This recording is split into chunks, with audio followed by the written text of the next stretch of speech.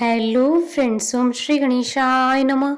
जय श्री कृष्ण। आप सभी का स्वागत है आपके अपने यूट्यूब चैनल पर। फ्रेंड्स, आज हम आपको इस वीडियो में बताने जा रहे हैं साल 2021 की श्री कृष्ण जन्माष्टमी का शुभ मुहूर्त, पूजा विधि, महत्व, व्रत पारण का समय और श्री कृष्ण जन्मोत्सव की पौराणिक व्रत कथा के बारे में।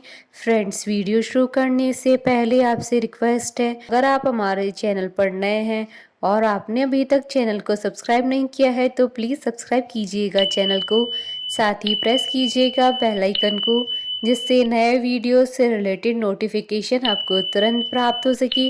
और वीडियो पसंद आने पर वीडियो को लाइक और शेयर जरूर कीजिएगा ताकि सभी भक्तों को इस वीडियो का लाभ प्राप्त हो सके। और कमेंट बॉक्स में जय श्री कृष्णा जरूर लिखिएगा। धार्मिक मान्यताओं के अनुसार भगवान श्री कृष्ण का जन्म भाद्रपद माह की कृष्ण पक्ष की अष्टमी तिथि और रोहिणी नक्षत्र में हुआ था। इस दिन को जन्माष्टमी या श्री कृष्ण जयंती के नाम से जाना जाता है। श्री कृष्ण मंदिरों में जन्माष्टमी का त्यौहार धूमधाम से मनाया जाता है। इस दिन मंदिरों और घरों में भगवान श्री कृष्ण की विधि विधान से पूजा अर्चना की जाती है। श्री कृष्ण जन्माष्टमी का बहुत अधिक महत्व होता है। इस दिन विधि विधान से भगवान श्री कृष्ण की पूजा अर्चना करने से सभी मनोकामनाएं पूरी होती हैं। इस दिन पूजा अर्चना करने से निसंतान दंपतियों को संतान की प्राप्ति होती है। इस साल श्री कृष्ण जन्माष्टमी का पावन पर्व 30 अगस्त 2021 सोमवार के दिन है। इस बार श्री कृष्ण जन्माष्टमी पर शुभ संयोग बन रहा है। श्री कृष्ण जन्माष्टमी के दिन सुबह 7:47 के बाद हर्षण योग बन रहा है। ज्योतिष शास्त्र में हर्षण योग को बेहद शुभ माना जाता है। मान्यताओं के अनुसार इस योग में किए गए कार्यों में सफलता हासिल होती है। जन्माष्टमी के दिन ही कृतिका रोहिणी नक्षत्र भी रहेगा। फ्रेंड्स, अब आइए जानते हैं श्री कृष्ण जन्माष्टमी के शुभ मुहूर्त के बारे में। हिंदू पंचांग के अनुसार इस बार श्री कृष्ण जन्माष्टमी 30 अगस्त 2021 सोमवार के दिन है। भाद्रपद कृष्ण पक्ष की अष्टमी तिथि प्रारंभ होगी 29 अगस्त दिन रविवार को रात्रि 11:25 से और भाद्रपद कृष्ण अष्टमी तिथि का समापन होगा 30 अगस्त 2021 को देर रात 1:59 पर।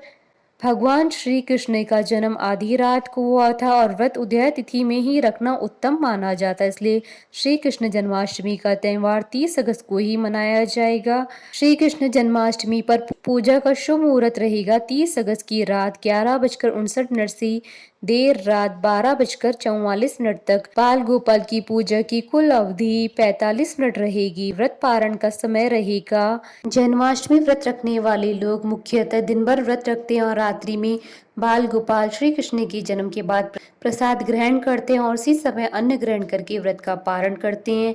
हालांकि कई स्थानों पर अगले दिन प्रातः पारण किया जाता है। इस स्थिति में आप 31 अगस्त 2021 को सुबह 9:44 के बाद पारण कर सकते हैं, क्योंकि इस समय ही रोहिणी नक्षत्र का समापन होगा। फ्रेंड्स, अब आइए जानते हैं श्री कृष्ण जन्माष्टमी पर बाल गोपाल की पूजा करने की विधि के बारे में। सुबह जल्दी उठकर स्नान आदि से निवृत्त हो जाएं। घर के मंदिर में साफ सफाई करें। घर के मंदिर में दीप प्रज्वलित करें।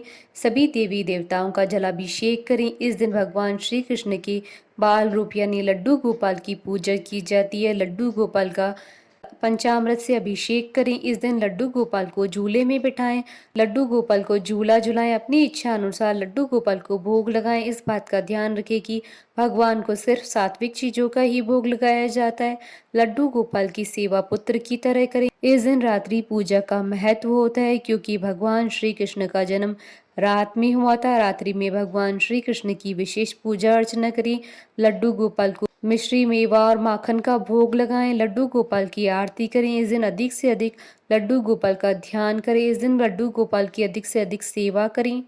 इसी के साथ ही मुरलीधर के जन्म की कथा सुनते हैं। मान्यता है कि श्री कृष्ण की यह अद्भुत कथा सुनने मात्र से ही समस्त पापों का नाश हो जाता है, साथ ही जातक पर कन्हैया जी की कृपा बरसती है।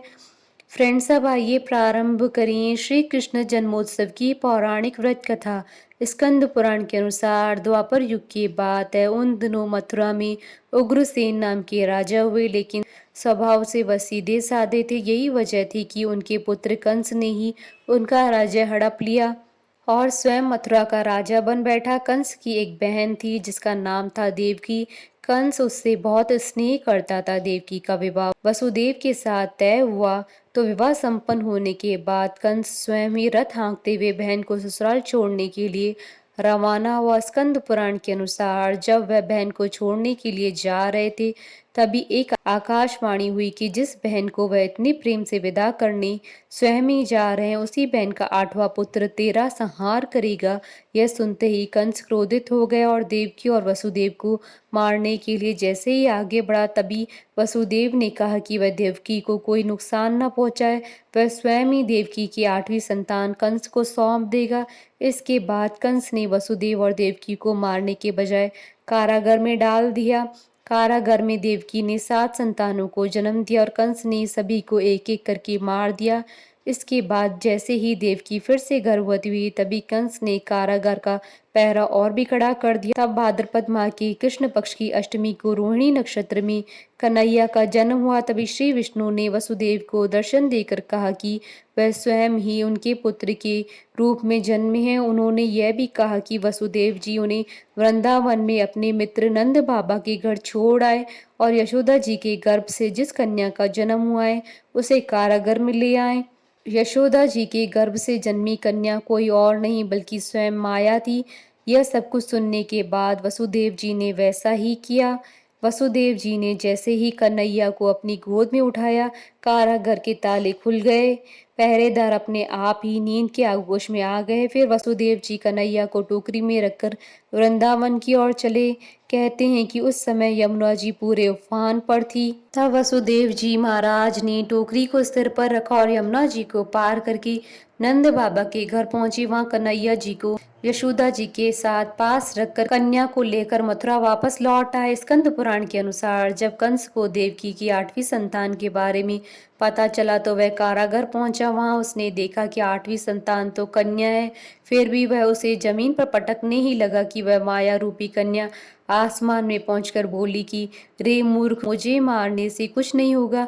तेरा काल तो पहले से ही वृंदावन पहुंच चुका है, वह जल्दी ही तेरा अंत करेगा। उसके बाद कंस ने वृंदावन में जन्मे नवजातों का पता लगाया। जब यशोदा जी के लल्ला का पता चला तो उसने मारने के लिए कई प्रयास किए, कई राक्षसों को भी भेजा, लेकिन कोई भी उस बालक का बाल भी बांका नहीं कर पाया।